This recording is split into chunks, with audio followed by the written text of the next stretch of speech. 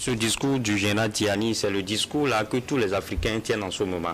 On est arrivé à une époque où on veut rompre en fait avec la France-Afrique. Avec la France-Afrique, qui a beaucoup de connotations, beaucoup de dénotations. Je l'ai toujours dit, c'est comme un serpent de mer qui chante à chaque époque. Donc aujourd'hui, on nous parle de aide au développement avec la création de agences françaises de développement et tout. Et donc c'est eux qui remplacent aujourd'hui, ce sont ces agences-là qui remplacent aujourd'hui ce qu'on peut appeler la colonisation. D'autres l'appellent néocolonialisation.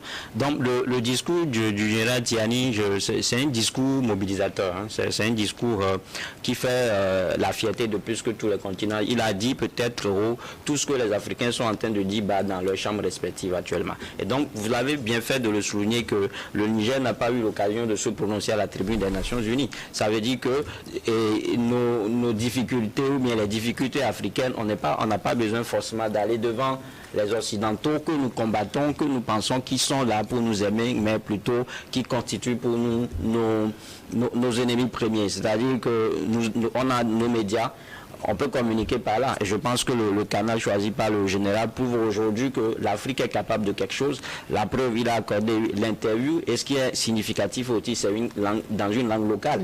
Et aujourd'hui, on en débat. Ça veut dire que l'essentiel, c'est d'arriver à s'exprimer, c'est d'arriver à donner cours à ses libres sentiments. Et quand vous voyez même la colonisation, même quand vous lisez les contrats coloniaux, ou bien quand vous lisez ce qu'on peut appeler les contrats coloniaux, il y a certains termes de ce contrat-là qui frisent de ridicule, l'humiliation. Ça prouve à combien de fois le continent a été vendu à vrai prix aux Occidentaux, surtout à la France.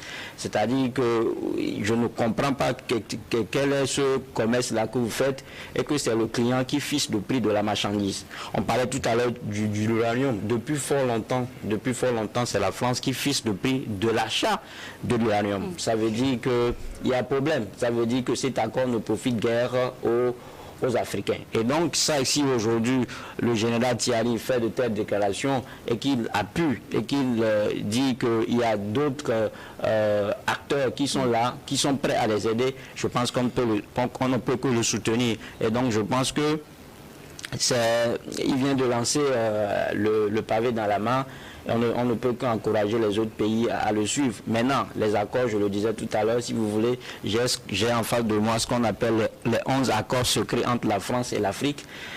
Ce que certains critiques ont tenté d'appeler les 11 accusations. Si vous voulez, je peux vous le lire sans faire de commentaires là-dessus. Le 1, par exemple, on dit la dette coloniale pour remboursement des bénéfices de la colonisation. Il y a la confiscation automatique des réserves financières nationales. Le droit de premier refus sur toute ressource brute ou naturelle découverte dans le pays. Priorité aux intérêts et aux entreprises françaises dans les marchés publics et appels d'offres publics.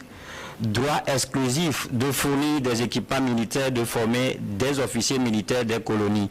Le droit pour la France de déployer des troupes et d'intervenir militairement dans le pays pour défendre ses intérêts. L'obligation de faire du français la langue officielle du pays et la langue pour l'éducation. L'obligation d'utiliser le franc CFA, colonie française d'Afrique. L'obligation d'envoyer en France un bilan annuel et un rapport d'état des réserves. Renoncer à toute alliance militaire avec d'autres pays, sauf autorisation de la France. Et l'article, le point 11 de l'accord dit l'obligation de s'allier avec la France en cas de guerre ou de crise mondiale. Vous comprenez pourquoi? C'est tout ce point aujourd'hui que les Africains demandent à changer. Justement.